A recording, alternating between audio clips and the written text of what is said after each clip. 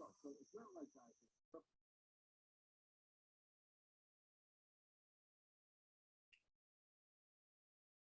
Hyperinflation in full effect. This is a live put up by the Angry Prepper out of New York City, I believe the Bronx. The video is many people will be priced out of food. That's called hyperinflation. Not inflation, hyperinflation. Unless they get that shit to me. And even that's expensive these days. So when we start seeing this, guys, when we start seeing these prices reach astronomical levels, first of all, you're going to start seeing stealing. Stealing, at least here in the city, is skyrocket when it comes to supermarkets. That's through the roof.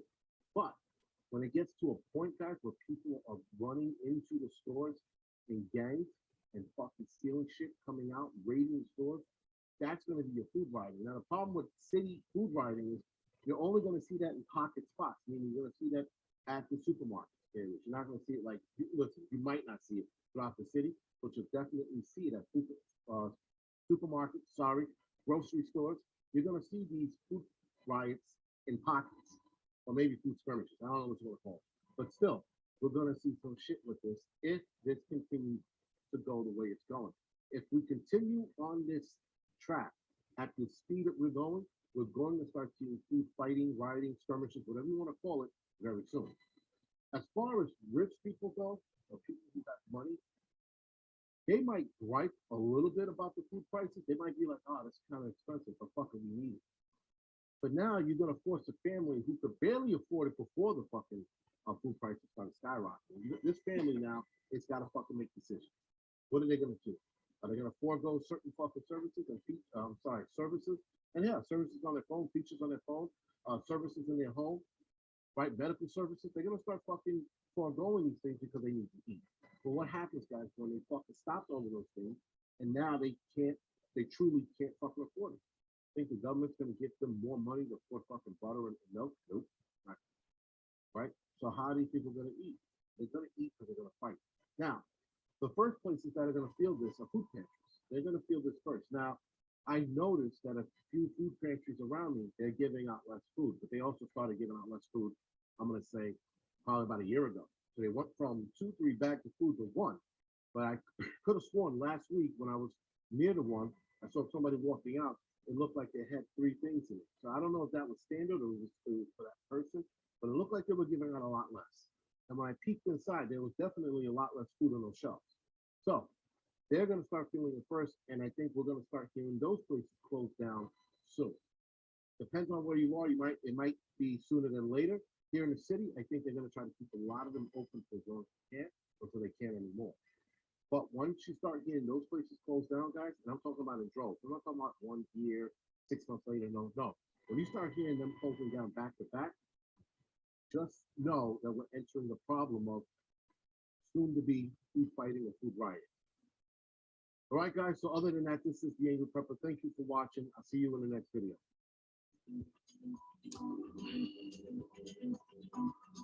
Okay, so that was a short one. Thought it was going to be longer. Let me see, 8 minutes long. You know what I'm going to do? Let me backtrack to the beginning. Let's pick up some of that. You watch videos on Venezuela when they suffered hyperinflation and food shortages and so forth. And Venezuela is a oil-rich country. What happened was the reason why you had before Barack Obama, when Barack Obama came in, the gas prices were high. Then a couple of years in, can't give you the exact year, the gas prices went down to around $2. Then when Trump came in, the gas prices started going up. And then I would say the last year of Trump, maybe the last 2 years, last year and a half, the gas prices went down to $2, $1.99, $1.98, 203, 205. And now we're here at $5, 470, 479, 480. If you're lucky, you'll find 460 something. That's considered cheap. Now Venezuela, going back to Venezuela, Venezuela is an oil-rich country, and the reason why they cut those prices, from down to $2 up back up to $4, back up to $3 or whatever, was to how can I say this, push them out of the game. Because when the Russian-Ukraine war took place, the U.S., led by the President Biden, he said, we're not going to, get oil from Russia. And then the next thing you heard was he basically went with cup in hand to Venezuela to ask them for oil. Let me pull up something. See, we've been talking about this for years, man. Now people are starting to listen. We don't got too many scoffers on our page like we used to.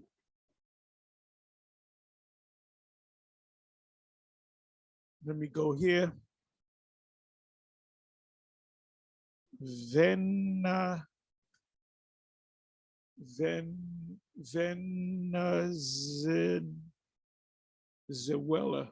I'm a terrible speller.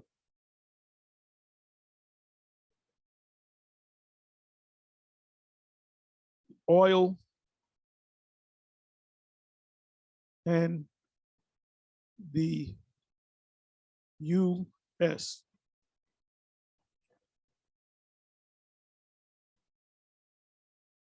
Okay, here it is. Let's go down the line. Venezuela oil U.S.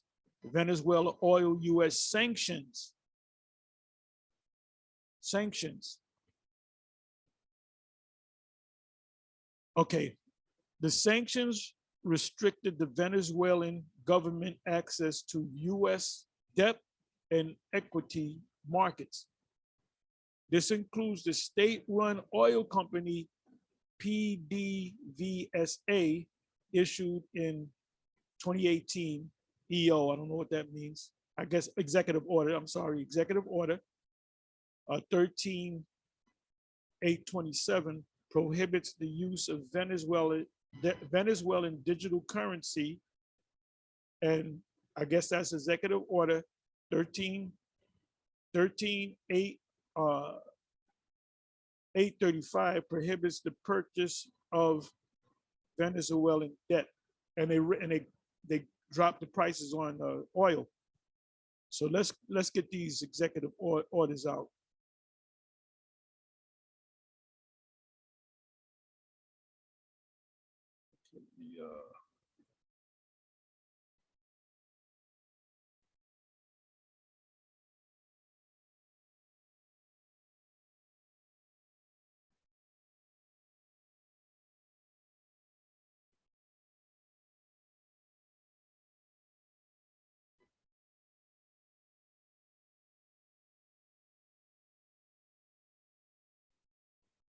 Bear with me for a minute. I'm trying to.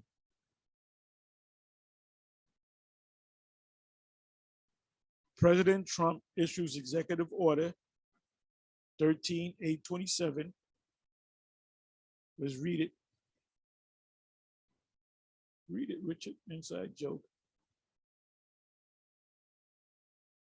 Trump was just a puppet, just like Biden, just like Barack Obama, just like Reagan. They were all puppets. President Trump issues executive order 13827. This was March of 2018. On 19 March, the president issued executive order EU 13827, taking additional steps to address the situation in Venezuela. This executive order prohibits U.S. persons from engaging in all transactions, and that's called a tariff. Anything, if you're supplying uh, things to another country and you decide not to give it to them or raise the prices dramatically, that's an embargo. A tariff is when you don't let anything in from another country or high tax them, or you tax them, tax the hell out of them.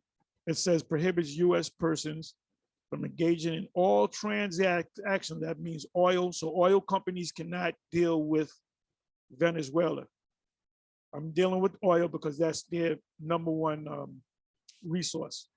Related to provisions of financing. See what Babylon does is they use people. You know, it said their words, you know, the scripture, their words are smoother than butter. But behind them, I'm paraphrasing, they draw a sword. So they smile at you, and then the next minute they stab you in the back. Let's go to that. Let's go to that so I can read it right. I don't want to botch up the scripture.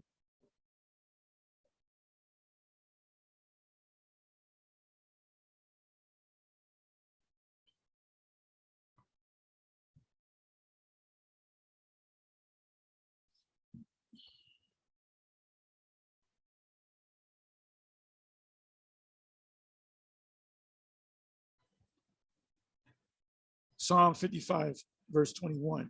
The words of his mouth was smoother than butter, but war was in his heart.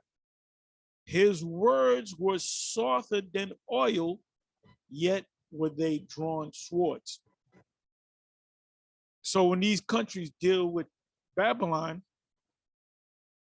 they'll get a smile, they'll get a handshake, they'll get love, but then they'll turn around and come against you, declare war with you. So let's come back to this article here. Okay, this executive order prohibits U.S. persons from engaging in all transactions related to, and that was a time when they were trying to get Guaido in there. The U.S. Recognized Guaido as the acting president when they had an elected president in Maduro.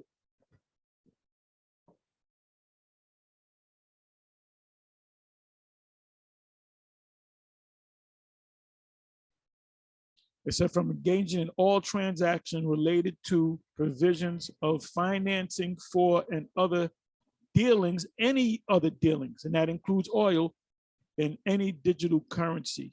All right, it's dealing with digital currency, digital coins or digital tokens that are issued by, for, or on behalf of the government of Venezuela after January 9, 2018. Mind you, this is a year before the Crown Vic. OFAC also issued new frequently asked questions to the company, to accompany the EU, the executive order. That's it on the article.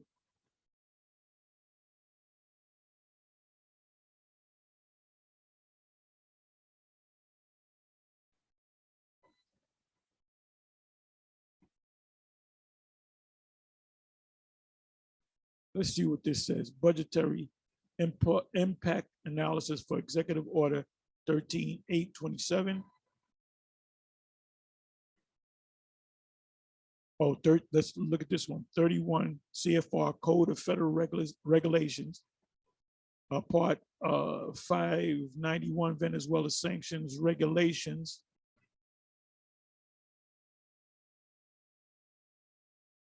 So you got that there.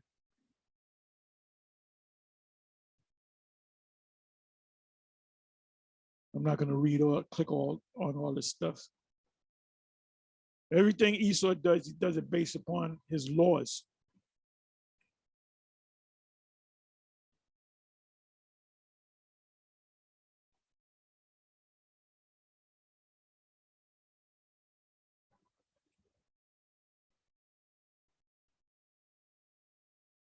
Okay, EO 13808, U.S. sanctions on Venezuela explained.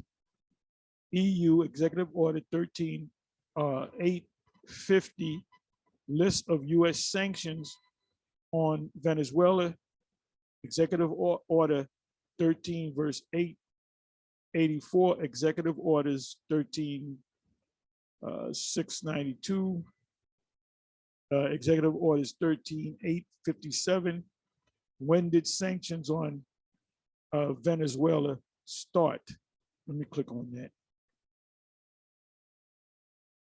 On August 2019, President Donald Trump imposed additional sanctions on Venezuela, ordering a freeze on all Venezuelan government assets, oil, in the United States, and barred transactions with U.S. citizens and companies.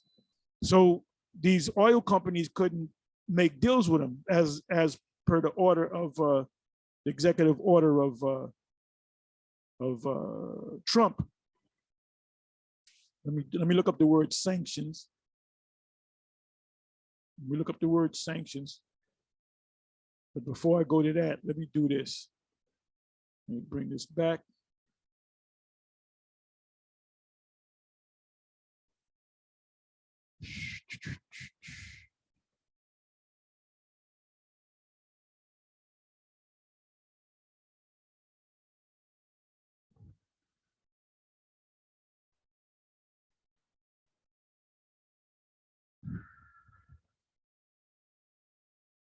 Bear me for a minute.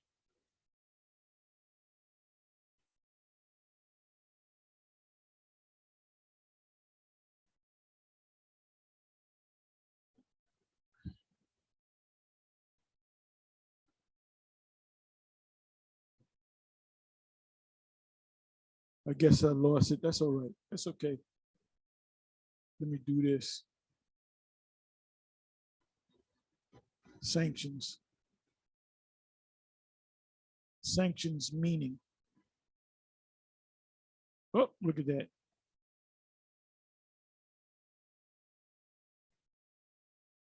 Sanction, a threatened penalty for disobeying a new rule. You don't do what we tell you to do, you're not going to get any medicine. And this is what Esau is known for, man. That's why the scriptures say the weak, let the weak say I'm strong. They've been getting their asses whipped by Babylon for years. So now they see Babylon getting weak and they're getting stronger. Let the weak say I am strong. Joel 3. Matter of fact, let's go to that. Watch videos on the Weimar Republic, but in inflation, hyperinflation. You're going into the history of the Weimar Republic. Part of the history is hyperinflation, which we are experiencing right now, and it's going to get worse. It's not, price is not going to go down. Prices are going to go up, continue to go up. Certain things, prices will go down. Things that you pretty much don't need. Like you can get a 75-inch flat screen dirt cheap. Nobody's buying that. People are concerned about food and a roof over their head. You see how many people cut the Netflix? They lost a lot of money. What was I going to put in here? Okay, Joel 3.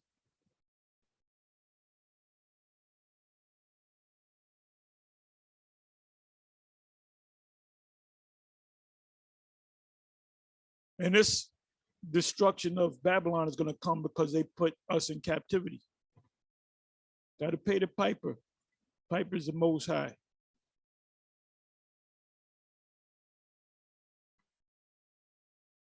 Proclaim ye this among the Gentiles, prepare war, wake up the mighty men, let all the men of war draw near, let them come up.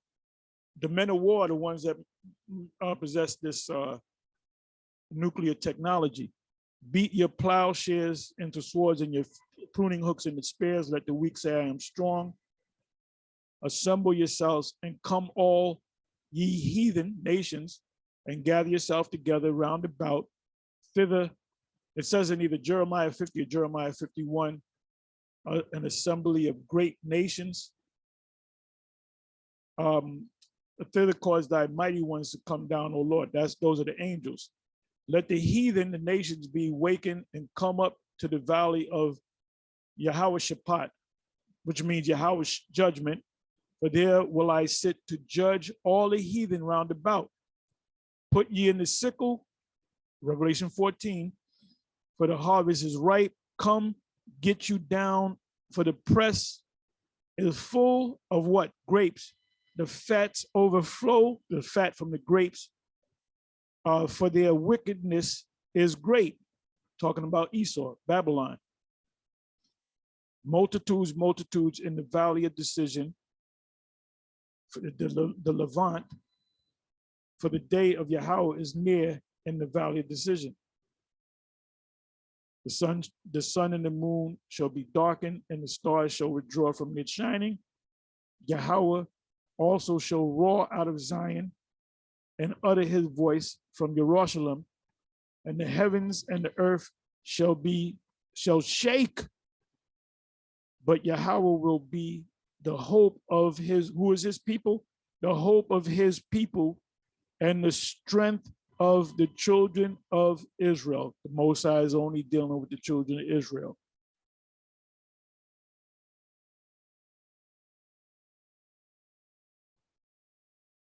Anyway, with that, I'm going to say shalom.